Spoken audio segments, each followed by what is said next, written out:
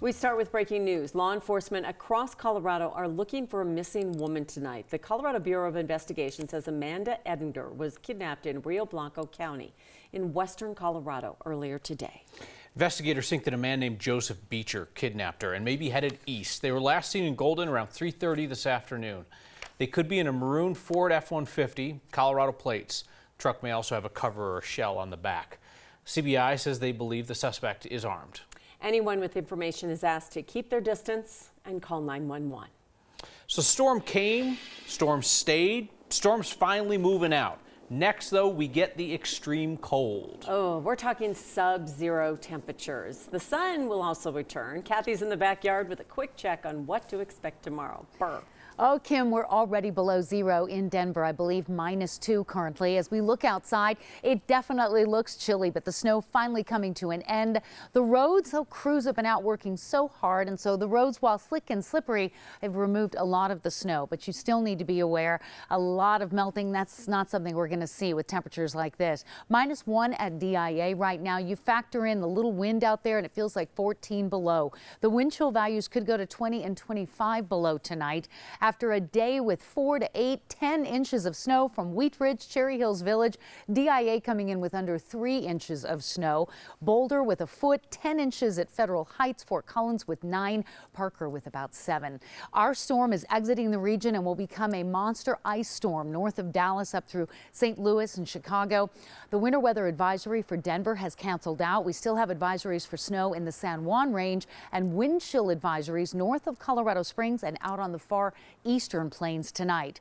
And so we're kind of watching as the snow is winding down with some of those heavier snow bands pulling away from the area. Finally seeing that snow coming to an end here. So we'll focus on the cold and those wind chill values that'll be dangerous for man and beast. As skies continue to clear overnight, it will be very icy tomorrow morning with temperatures around -10 when you step out the door in the morning. So make sure you're dressed appropriately, and please do remember the pets, as this is our forecast low in Denver tonight, -9. When do we warm up? When do we see the sunshine? I'll have that forecast just ahead.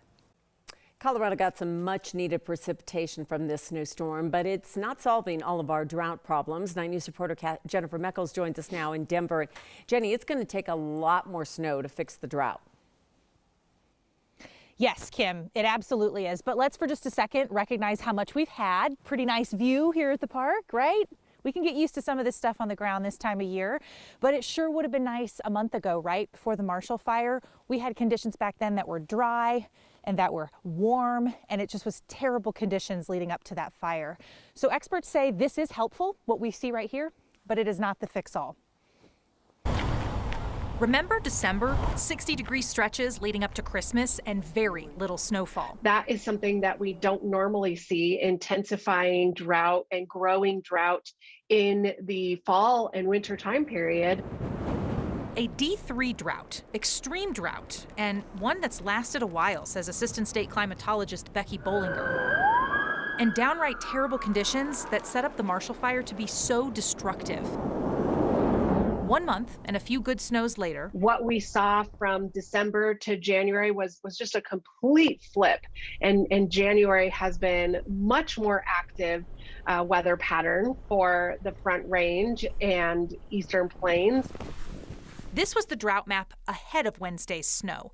Bollinger is optimistic it will look even better next week. It definitely helps. This is all really good stuff. It doesn't completely erase a D3 drought.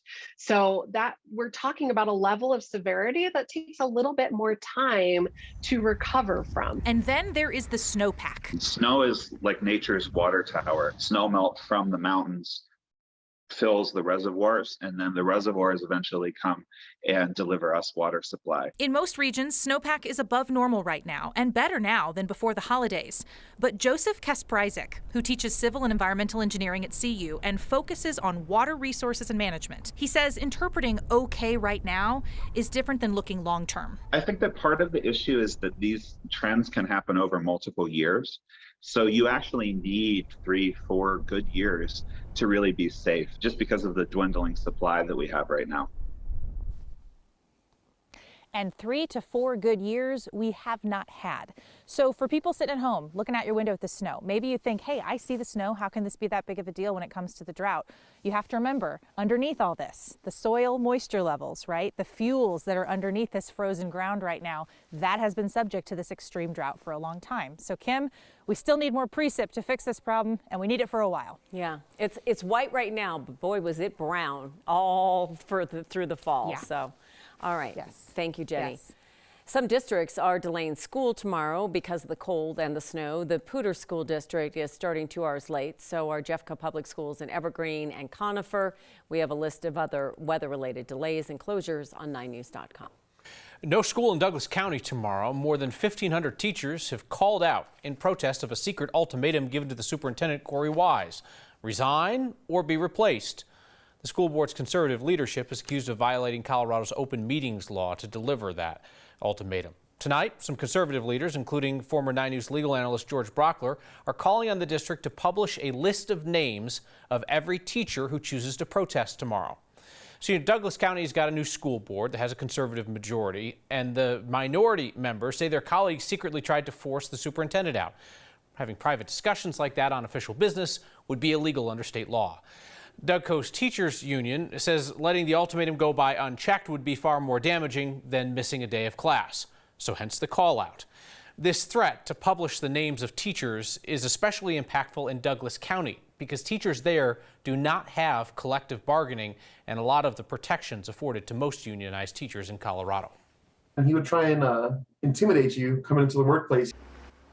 Former coworker says the man who shot and killed 5 people in Denver and Lakewood in December had threatened him with a gun a decade ago. The suspect wrote about killing that coworker in one of his alt-right revenge novels where he named real people and specifically how he would kill them. But the coworker targeted for death in the book says he didn't find out about the writings until after that shooting. Here's 9 News reporter Kelly Rinke. Then he reached out of his cargo shorts and pulled out a pistol with a laser sight on it and put it like right in my eyes. Rudy Perez knew Linda McLeod 10 years ago as a coworker at a medical marijuana warehouse in Denver. Today, the business is a furniture store. But in 2012, Perez says they got into a fight here after McLeod lost a competition growing marijuana at work. He accused me of poisoning his plants when his room was locked. Court documents recently unsealed show McLeod pointed a gun at Perez and another coworker.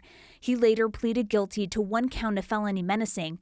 The case was later dismissed after probation. And he would try and intimidate you coming into the workplace. He'd come in wearing bulletproof vests and kind of like had a swagger about him. He would throw knives, like not at us or anything, but like, you know, inside of his, like in his area, he had like a knife throwing thing. McLeod wrote about killing Perez in his alt-right revenge novels. A man from Germany warned Denver police about the writings a year before the crime spree. Perez says no one from the department has contacted him, and he didn't know about the books until after the shooting. Me personally would think that it would be nice to at least know to look over my shoulder once in a while. Perez says he didn't see McLeod after the incident in 2012. But according to him, McLeod also wrote about a car Perez bought a year later. He seen me driving my little white truck, and that's the only vehicle he ever seen me in. And to say that I drove an SUV with big rims or with chrome rims, like that was like, yeah, that's exactly what I had at that, like in 2013. Even knowing about the case in 2012 and the books, 9 News' legal expert says it wouldn't have been enough to arrest McLeod. But Perez wishes more was done to at least warn the people mentioned in the novels. I feel for the people that have suffered losses and that did lose their lives, because they could have looked over their shoulder, they could have prepared for things a little bit more, they could have moved. We did ask DPD if they reached out to any of the people named in the book after they received that tip from the German man, and they pointed us to Denver's Department of Safety. That office is conducting an internal review of DPD's handling of the case. They expect to release more information in the coming weeks, Kyle. Fair question, right? Even if they couldn't take action, they felt like they couldn't under the law, it'd be nice to give somebody a heads up. Hey, this guy is a couple screws loose and he says he wants to kill you. Yeah, and that's what this guy was saying. You know, even if they didn't have enough to arrest the guy, just would have been nice to have known that this guy was writing about me, about killing me, just so, you know, I could just look over my shoulder every once in a while. Kelly Rinke, thank you. Today, former Dolphins head coach Brian Flores talked about his lawsuit in which he claims he was discriminated against by the NFL and some of its teams. Flores says he had 9 different interviews with NFL teams in his career. Only one team showed up late. the Broncos. Flores says on top of that, he says CEO Joe Ellis and John Elway appeared disheveled and hungover. Well, I mean, when you sit at a table with 5 people who are interviewing you, you know you can tell who's asking questions, who's into the interview, and who's not necessarily in the right state, I would say, in that moment. I certainly did not feel like I was taken seriously, and that I was just there as a Rooney Rule. The Rooney Rule requires teams interview a minority candidate for a head coaching job. The Broncos says Flores' allegations are false, and his interview started on time. Rod is going to share more on Flores' case later on in sports.